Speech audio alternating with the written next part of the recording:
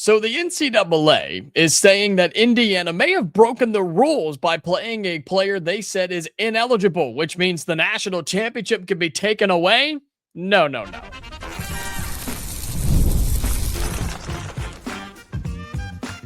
You are Locked On Hoosiers, your daily podcast on the Indiana Hoosiers. Part of the Locked On Podcast Network, your team every day. Welcome, and it is the Locked On Hoosiers podcast. I'm your man, Jacob Goins. I appreciate you being here, making this your first listen or your first watch every single day. We are part of the Locked On Podcast Network, which is your team every day, and now the nation's #1 sports podcasting network. So thank you so much for making that so and for supporting this show, however you do so. But the best way, subscribe and drop your thoughts in the YouTube comments. This episode is brought to you by Mazda. We put that same drive into every detail. Wins define the moment. Putting in the work that defines you. Stay tuned for highlights in this week's Moving the Game Forward. There's more to a Mazda because there's more to you. Well, Indiana basketball adds an executive director, one that is desperately needed, and will report directly to Darren DeVries. We'll talk about who it is and why that position is so important. Plus, speaking of Indiana basketball, they host Northwestern tonight at home inside of Assembly Hall, a game the Hoosiers cannot afford to lose. We'll have that coverage for you here as well. But I want to talk about a subject that has kind of resurfaced a little bit thanks to our buddy Craig Sheeman over at Locked On Big Ten. Great guy, great friends with him, and does an excellent job here on our network covering the entire conference as a whole. But he had an episode yesterday that really went big about a subject involving Indiana. And I'll be completely honest, I have not covered it on this program because I didn't think it was that big of a deal. I thought the news when it broke, mid to late last week, I thought it was so outlandish that it just wasn't even relevant. But Craig made a bunch of really good points. And again, go check him out, Locked On Big Ten. He did an excellent job with this. And so I felt it necessary to kind of jump in here and give my thoughts from the Indiana side, as he did, being an IU grad himself. The idea that Indiana is being threatened by the NCAA to lose its national championship because of Lewis Moore, the defensive back for the Hoosiers, who of course played the first 4 games of the season, was having to go through these court hearings and waiting on the judge and things like that to ultimately be deemed eligible. He played the whole season, was a big reason and a big part why Indiana won a national championship, right? And for those of you who are everydayers, you know how that process went, right? The NCAA said you're not eligible. In our eyes, Lewis Moore and his camp said, okay, cool, we'll see what the judge has to say. And until they say we're ineligible, we're playing like we're eligible. And then the court said, yeah, NCAA, you can't really say that. You don't have the authority. You're incorrect. Your argument kind of sucks. So he's going to play. And that's how that went down. And everybody moved on. And it was a big deal. It was a big stink. There was a lot of stress around the Lewis Moore situation, but they made the right decision. The NCAA lost again, and everything was fine. Then all of a sudden, this story comes out that the NCAA is trying to vacate wins. They're trying to take away games that teams won with players that they deem ineligible. For Indiana, that's all the games, including a national championship that Lewis Moore participated in. Now, I want to make this clear. Indiana is not the only team caught up in all of this. I really don't think it's that big of a deal. I don't think the NCAA has the backbone or the stones to make this happen, just being 100% honest with you. There's no possible way that they can execute this masterful plan that they've all of a sudden come up with. But Indiana's not the only team. There's a bunch of teams caught up in this with players who got deemed eligible one way or the other through the courts and lawyers and things like that, and judges by all means. But the NCAA has now come back in trying to, I don't know, make a statement, I guess, right? Our buddy Craig said just trying to kind of have one last hoorah, and I think that's a great way to put it, of this is the ex-girlfriend making a statement once you've dumped her, proving that you made the mistake, right? She's keyed the side of your car. This is the boyfriend showing up at her favorite bar with a new woman just to say that he did, just to, oh, fancy seeing you here, just to make a statement, right? That's what the NCAA is trying to do here. and nobody respects them. Nobody cares. Nobody believes in the NCAA. And here's my problem. It's an organization that was produced and created to represent the players and the organizations in college athletics. And yet here we are in a last ditch effort, power grab, or I don't know, power reminder. I don't know, a statement, I guess. I don't even know the best way to put that. The group and the organization that was put in place to represent you and defend you as an athlete is now going after you. That just seems wild to me that this is the point that we're at in college athletics. It's sad, man. It's so sad for the NCAA. And again, I didn't even talk about this when it broke because I thought it was so foolish. I thought it was so silly. And I really did think it was just kind of a clickbait type of thing, a clickbait type of article and news piece. I was like, okay, here's the NCAA again, whatever. But after hearing some people talk about this and hearing a lot of people react to it, there could be some stress. And the NCAA is coming after Indiana saying, you broke the rules. And Indiana didn't. Nobody broke the rules. The NCAA just didn't get their way. They lost. And they're embarrassed again on the national stage. And the only reason that this is blowing up the way that it is for Indiana in particular is because we're national champions and there's a title that could be taken away from them. Is there a world where it could happen? I guess, maybe, but I just don't see it happening. And do we really think that Indiana, who has already responded to this, by the way, and said, yeah, that's cute, good luck, do we really think Indiana's just going to hand it over? You got us. Put on the cuffs. You got us. Here's the trophy. Sorry about that. Darn. No. This is so ridiculous. It's so ridiculous that the NCAA is still in power, that they're still representing athletes in college programs. This could be that final straw that big name schools and athletics departments send a big middle finger to the NCAA, tell them to kick rocks, and we're going to do our own thing. I think that day is so quickly approaching. And now that Indiana is relevant in college football, the most relevant in college football, we will be included in that, whatever it looks like. I don't know if it's Big Ten, SEC splitting off. I don't know if they're pulling Big 12 and ACC teams with them. I don't know. I don't know what that looks like. Nobody does. But Indiana is going to be just fine. And let me say this, as I look at you right now, nobody is taking a national championship away from Indiana. The Hoosiers did not break the rules. They did it by the book.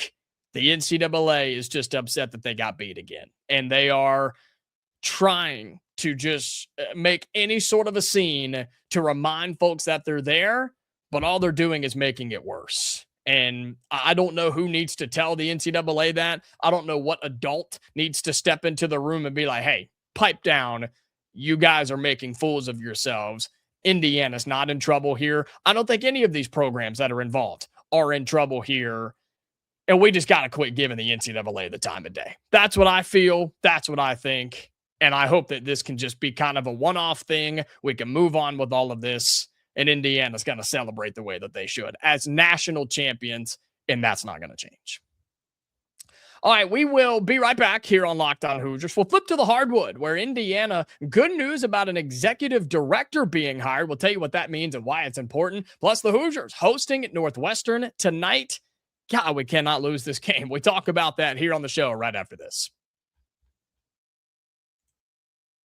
Today's episode of Locked On Hoosiers is brought to you by Mazda. This is Mazda's moving the game forward. For those who show there's more to the score than what's on the screen. And I'll tell you what, we're going to need a couple of moments that move the game forward tonight against Northwestern. And I'm going to use this as a segment as Indiana plays tonight on what I need and what I want to be a moving the game forward moment, because we're about to talk about this Northwestern team who's not all that good, but Nick Martinelli is. Who wants to step up tonight and be the defensive beast that Indiana needs to go up against this guy? Who wants that assignment? Who sticks their hand up and says, I want to guard him, coach. I'm going to slow him down. Those are the moments that remind us of what it takes to raise the bar. It's the extra work off the court, dialing in every detail, giving it the extra fire, the grit, and the I never quit. We put that same passion into every model. Highlights make the real. What it took to get there makes it count. There's more to a Mazda because there's more to you. Today's episode of Locked On Hoosiers is brought to you by FanDuel. Have you ever wanted to experience the NBA Finals live and in person? FanDuel is giving you the chance to turn that dream into a reality with their NBA sweepstakes. Here's how it works. All right, use your profit boost on any NBA future, right? The All-Star break is coming on. We're back in full action right now for the NBA, and you'll automatically be entered for a shot to win an NBA Finals trip for two. You're going to get flights, tickets, the whole experience given to you by FanDuel. So if there's a team that you like, a team that you think is going to get hot, maybe there's a guy coming back from injury and you think he's the difference maker, use your profit boost, place that NBA future, and you're automatically entered to win the NBA Finals sweepstakes. Visit FanDuel.com right now to get started. Use your profit boost on an NBA future and get entered for your chance to win a trip to the NBA Finals. Play your game with FanDuel, the official sports betting partner of the NBA. All right, welcome back into it, Locked On Hoosiers. Appreciate you being here, making this your go-to spot for all things Indiana athletics. Reminder to hit the subscribe button down below. It's free, it's easy, helps us grow, helps you become a part of our everydayers as well. Also, make sure you drop your thoughts in the YouTube comments. Send this out to your family and friends. And if you're listening on the audio side, we appreciate you as well. And make sure you're following us there so you never miss a new episode of Locked On Hoosiers, including tonight when we will go live after Indiana hosts Northwestern. And this is a game that on the national landscape just won't get a whole lot of love. It's just not going to get a whole lot of attention here because it's a team that's under 500 in Northwestern and a team in Indiana that's, let's be honest, you're on the bubble right now. You're fighting to make the NCAA tournament. Now, I know that there are some bracketologies like ESPN that were updated as of today, as of this morning at 8 or 9 a.m., I recorded this before that happened, so I can't tell you what that looks like, but I assume that Indiana has not moved all of that much in the latest bracketologies. I know you're on a 2-game skid, but it's against top 10 teams, top 15 teams in college basketball, so I don't think the Hoosiers are going to be punished all that much as a 9 seed in the tournament right now. I think you probably sit right there, but you've got some work to do because I just don't want our tournament lives to be on the line every single game the rest of the way. And something I've told you since I took over this show, and I say it on the radio all the time too, is going into your conference tournament. I don't care if it's the Big Ten tournament, the SEC tournament. I don't care if it's the MAC tournament, which, mid-majors is a little bit different. But for a P5 team, right, you do not want your tournament lives on the line, up for grabs in the hands of the committee going into your conference tournament because they've proven they don't matter. The tournament committee has told us we don't care about the conference tournament. We just don't. We don't care about it. What you do doesn't matter unless you win the whole dang thing, and we have no choice but to put you in as an automatic bid. Other than that, we don't care. So Indiana's in this position where a couple of wins in the tournament back in the day would actually help you. It would actually be a benefit to go and play in the Big Ten tournament. But now we may as well just wax the whole thing because you don't benefit from it at all. If anything, you hurt yourself. You lose a game you're not supposed to. Somebody actually gets physically injured or you just exhaust yourself. It's a waste of time, waste of energy, waste of money for conference basketball tournaments. But that's not what we're here to talk about. We're here to talk about the game tonight against Northwestern in a game that, again, on the outside, people just don't care about. And that's fine. Don't let them. Let them do something else tonight. Let them watch another game in college basketball and not worry about the Hoosiers. Because Indiana's got to take care of business. I don't care if one person watches. I don't care if a million people watch. The Hoosiers have to win tonight. This Northwestern team is bad, man. They're a bad team. They are 70th in KenPom, which was higher than I thought they would be. Okay, they're 70th in offensive rating, 69th in defensive rating. They're one of the slowest teams in America. And this is a game against a team that's 5 games under 500. If you want to make the NCAA tournament, if you want to be a tournament team, you cannot lose this game. Plain and simple. You can't lose this game if you're Indiana, because you've already lost games like this before this season. Remember that road game against Minnesota? Yeah, that hurt. That one didn't help. That's the one that really sticks out to me, is the game against Minnesota way back when, right? Other than that, you don't have a ton of bad losses. And so if you want to make the tournament, again, this is a game you can't lose, okay? And again, was kind of comparing some of the other games. The Iowa one, it is what it is. You just got to move on from that one. But when you look at this Northwestern team, in terms of what they are as a team, top to bottom, left to right, they're just not all that special. Now, Nick Martinelli he's one of the best players in the Big Ten. He's just stuck on a crappy team in Northwestern. And what have they done this year? Not a whole lot, okay? Big Ten play has not been kind. They are 3-13 in Big Ten play. They did beat USC, which you did not do. They beat Penn State, which, okay, whatever. And they beat Maryland. Okay, whatever. Those are some of the worst teams in the Big Ten. Penn State is the worst team. Maryland is right above Northwestern. So it's not like they've done anything crazy. Nick Martinelli is the only guy you need to worry about. That guy could play on any team in the Big Ten other than Michigan, because they've got enough big guys like him. He averages 22.6 boards a game, shoots 50% from the floor, and can shoot it from deep. What in the world do you do about that? He has a chance to bully Indiana tonight. So that's why when I was talking about Mazda, our wonderful sponsor here on the Locked On Podcast Network, I said, who wants to step up tonight?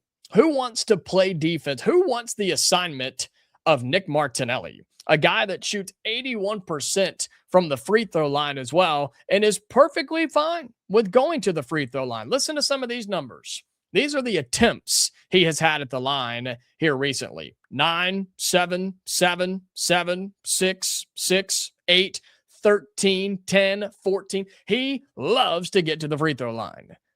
Doesn't pair all that well with a team in Indiana that likes to foul a lot.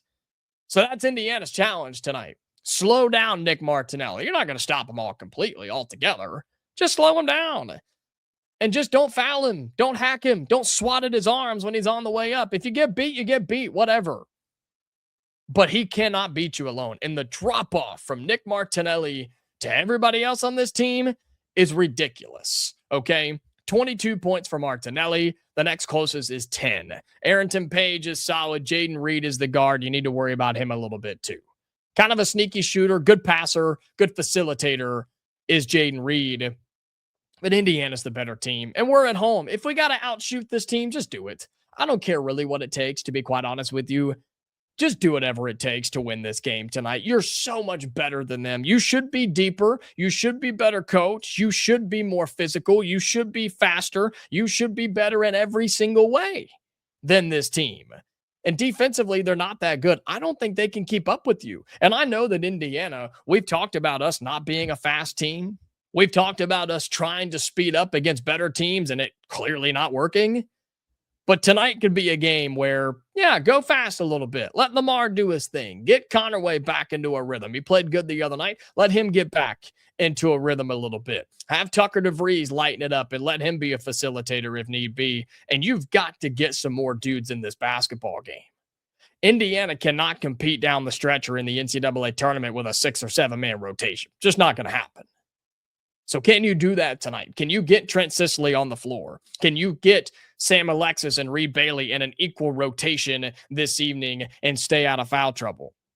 Can you get those guys to do what they need to do? I'd love to see Enright score a little bit. That'd be nice, right? He'll probably get the assignment on Jaden Reed, who I know has probably got the edge on him in terms of his speed. Size isn't really an issue. He's 5'10", so not really concerned there.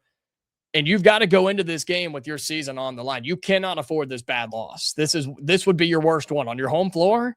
This would be the worst one of the season. I think Indiana wins. I think we're fine. I think we handle it. And I think everything is okay. And then you look at what this weekend holds with Michigan State coming to town on Sunday. So that is tonight. We will be going live on the YouTube channel. So be sure you tune in for that.